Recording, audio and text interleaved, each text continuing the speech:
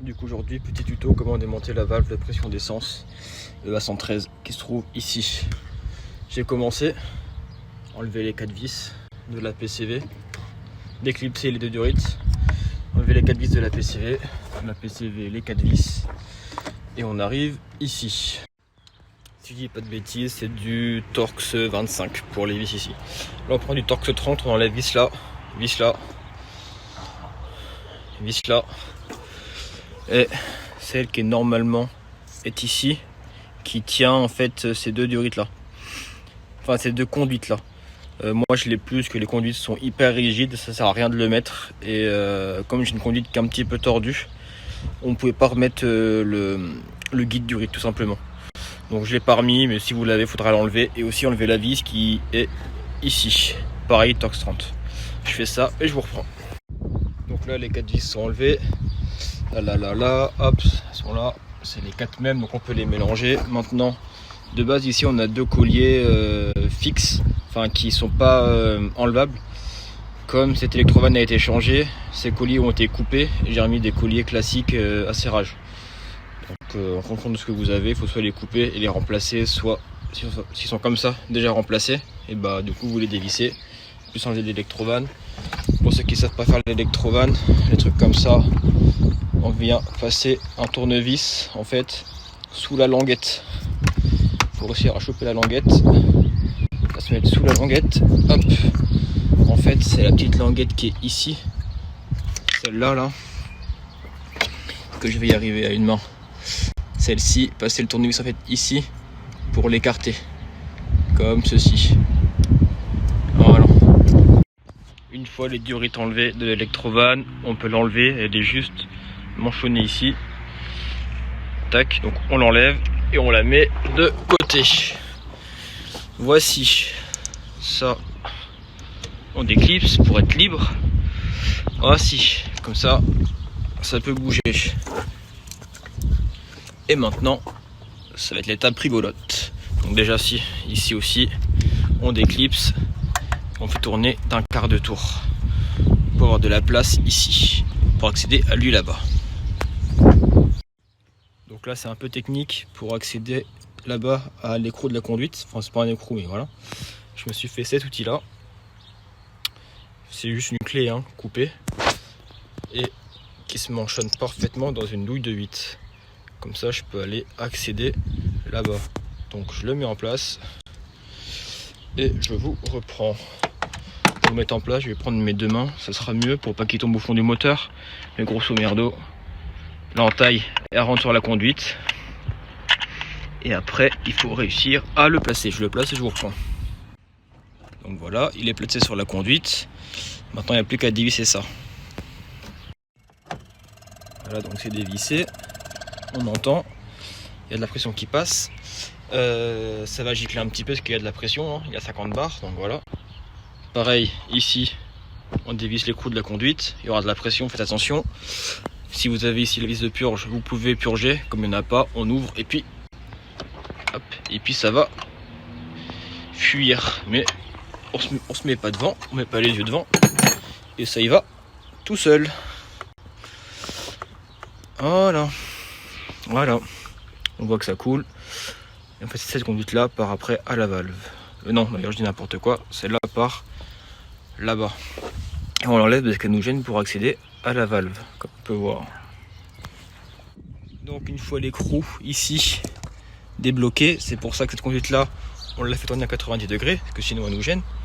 Là maintenant, on voit bien que maintenant qu'il est débloqué, mis au point, on peut le faire tourner lui. Donc on le fait tourner à la main et on le dévisse. Voilà, ici il est dévissé. Maintenant on dévisse ici. Voilà. Maintenant la conduite, elle vient. Hop, sans la bloquer n'importe où, sans faire rentrer de saleté dedans non plus. La voici. On l'a mis de côté. Maintenant on a accès à notre valve. Donc il reste plus qu'à enlever l'écrou dessus et on est bon. Je vous montre ça. Donc là, comment qu'on fait? Et bah, hop, je sais pas si vous allez voir. On a l'écrou qui est comme ça.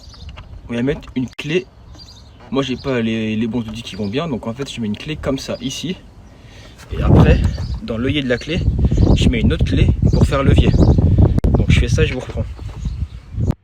Donc, clé comme ça, deuxième clé comme ça, on fait levier et ça vient. Je le fais et je vous reprends. Hop, voilà, l'écrou a été débloqué. Maintenant, appelez, aïe, il y a de la pression, on voit que dalle. Est-ce que vous voyez? Voilà. On dévisse, on dévisse, on dévisse, on dévisse, et hop, c'est dévissé. Et du coup, maintenant la conduite, vous voyez, elle peut bouger. Et donc elle, il va falloir qu'on se la mette sur le côté pour pouvoir passer une douille pour dévisser la valve. Je fais ça et je vous reprends. Donc là, il va me falloir mes deux mains, mes douilles de 17. On va la mettre sur la valve. Donc avec une main, je vais venir pousser la conduite sur le côté. L'autre main, je vais mettre la douille et je vous reprends après. Du coup, ma douille sur la valve. Hop, on y met le cliquet, on dévisse. C'est serré à 30 newtons, donc faut y aller. Attends, il va me falloir mes deux. Hop, non. C'est bon, une seule main ça suffit. Faut croire que j'ai assez de force. Hop, on dévisse, on dévisse, on dévisse.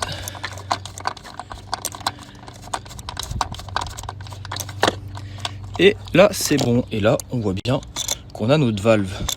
Donc là, la rallonge, essayez de la faire passer comme ça pour pas que votre valve tombe. Et hop, voici une valve sortie. Place à la nouvelle. Pour remonter la valve neuve, ce que je vous conseille, prendre un chiffon pas trop sale, pas comme moi quoi. Et en fait, le glisser sur le passage que vous allez faire avec la valve pour pas qu'elle vienne tomber et se coincer sous le collecteur. Ça m'est arrivé une fois, après vous galérez pendant 2 heures pour la récupérer. C'est pas une très bonne expérience, je vous l'assure. Hop, donc on se met un chiffon comme ça. Je vais le mettre un peu mieux que ça pour être sûr qu'elle puisse pas se barrer. Comme ça, si elle tombe dans le chiffon et pas tout en bas du moteur. Et je vous reprends. Donc voilà, vous voyez, après, avec 2 doigts, on essaye de passer. Hop là, il y a mon petit doigt. On essaie de passer comme on peut pour commencer à mettre un ou deux filets. Moi, c'est bon, j'ai mis 1 ou 2 filets là. Donc, je vais enlever mon chiffon tranquillement. Il est sale, je le fous par terre. Et on y va avec notre douille. Hop, allez. Si ça veut bien passer. Il y a le raccord qui me gêne, je vire le raccord et je vous reprends. Voilà, donc le raccord, je l'ai mis sur le côté. Pas qui me gêne, on le voit un petit peu là-bas. Là, on serre notre nouvelle valve. Si vous n'avez pas de clé dynamo, et ben vous le faites au poignet. Et bonne chance à vous. Mais ça se fait très bien, je le faisais avant. Si vous avez une clé dynamo, 30 newtons. Je vais la chercher, on serre ça à 30 newtons et on continue. Donc là, la valve, elle est serrée, c'est bon. Donc maintenant, on remet notre conduite qui va d'ici à ici. Hop. Là, c'est un peu technique. Elle va comme ça. Il faut réussir à la faire passer ici. Ça passe au-dessus. Voilà, comme ça ici, au-dessus de ça. Donc je la place et je vous reprends. Donc voilà, ma conduite, elle est passée. Hop. Hop, maintenant, on se débrouille comme on peut pour serrer ça. Donc là, vous approchez à la main ce raccord là. Vous le serrez à la main à peu près correctement. Hop, voilà, qu'il soit maintenu en place quoi. Voilà, pareil pour celui-ci. Voilà, maintenant vous vous arrêtez là et on remet celui-ci. Donc le raccord ici est approché, donc toutes les durites sont en place, vous voyez. Donc maintenant on vient tout serrer définitivement. Donc là j'ai mis mon outil fait maison, au bout ma rallonge, ma clé de 8, et là on serre, ça serre à 30 newtons. Bon là la clé dynamo passera pas, donc on fait au poignet, pas trop fort non plus, allez pas foirer le raccord. Voilà, voilà, ça c'est serré. On retire mon outil magique et c'est bon. Maintenant on resserre la conduite ici, 27 newtons, je pourrais la faire avec clé dynamo, mais j'ai pas les bonnes douilles sur moi. On le fait au poignet, voilà, ça suffira. Et maintenant, on va resserrer là-bas avec la même technique que tout à l'heure. la clé plate et la clé de 17 ou ce que vous voulez dedans pour faire levier. Je la place, je vous reprends, on serre et on remonte le reste.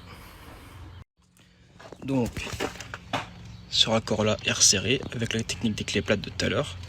D'ailleurs j'aurais dû le resserrer avant de monter cette conduite là parce que du coup elle gêne un petit peu. Bon, ça peut se faire quand même. Et voilà. Voilà, 1, 2, 3 et 4 vis remises. Donc maintenant on remet ici notre électrovanne, on la rebranche, on remet la PCV et c'est fini. Voilà, c'est remonté, les colliers sont resserrés. Donc maintenant clic l'électrovanne, on n'oublie pas lui pour tenir les petits câbles, clic, d'ailleurs dans l'autre sens plutôt, je crois de souvenir.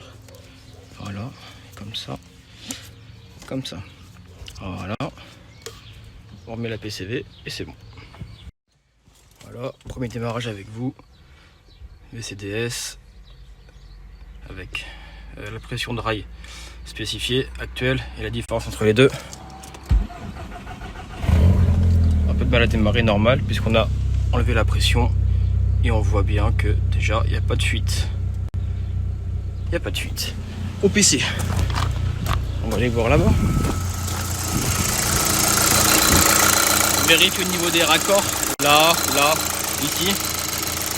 On voit bien qu'il n'y a pas de fuite. Le mieux c'est de demander à quelqu'un qui est avec vous d'accélérer, de mettre 2-3 coups de gaz pour vérifier. Comme la pression augmentera. Mais bon, voilà. Travail fini.